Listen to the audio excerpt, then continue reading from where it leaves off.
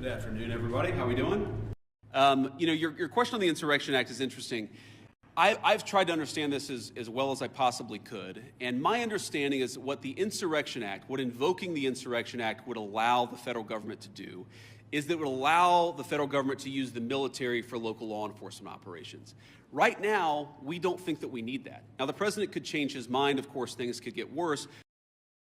Are you proud of how your administration is conducting this immigration crackdown here in Minnesota right now?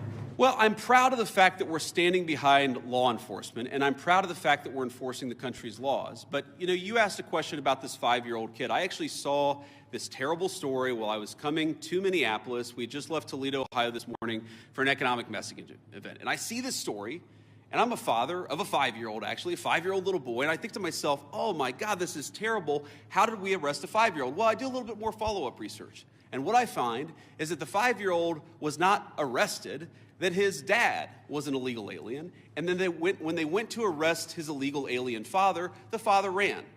So the story is that ICE detained a 5-year-old. Well, what are they supposed to do? Are they supposed to let a 5-year-old child freeze to death? Are they not supposed to arrest an illegal alien in the United States of America? If the argument is that you can't arrest people who have violated our laws because they have children, then every single parent is going to be completely given immunity from ever being the subject of law enforcement. That doesn't make any sense. No one thinks that makes any sense. Many of the things that people in Minneapolis are seeing that give them pause, that frustrate them, that worry them, that make them feel like things are too chaotic, many of these things are coming from the fact that there's no cooperation with state and local law enforcement. And I guess what I would tell people, again, many of whom are justifiably concerned and worried about what they're seeing in their communities, is why are we not seeing it anywhere else? We're seeing this level of chaos only in Minneapolis. LA and Chicago, we had some problems there. Pretty much every jurisdiction where these guys are operating, you don't see the same level of chaos. You don't see the same level of violence. You don't see the problems that we're seeing in Minneapolis. Maybe the problem is unique to Minneapolis, and we believe that it is. And it's a lack of cooperation between state and local law enforcement and federal law enforcement. Now, to the accusation of racial profiling, look, it's something that we take very seriously. We will take accusations of racial profiling back to Washington. We'll certainly look into them as they come up. But this is not a group that's going around and looking for people who violated the law based on skin color.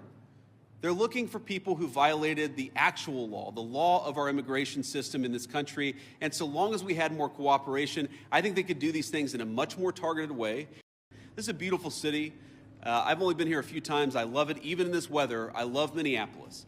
We could do a lot better. We could do a lot more with more cooperation. The Trump administration, the directive that I got from the President of the United States is meet these guys halfway. Work with them so that we can make these immigration enforcement operations successful without endangering our ICE officers, and so that we can turn down the chaos a little bit, at least. I think a lot, actually. But for us to do that, we need some help from the state and local officials. We will keep on working with them, and so long as they're willing to work with us, they will always find a partner in public safety and law enforcement in the Trump administration. Thank you all.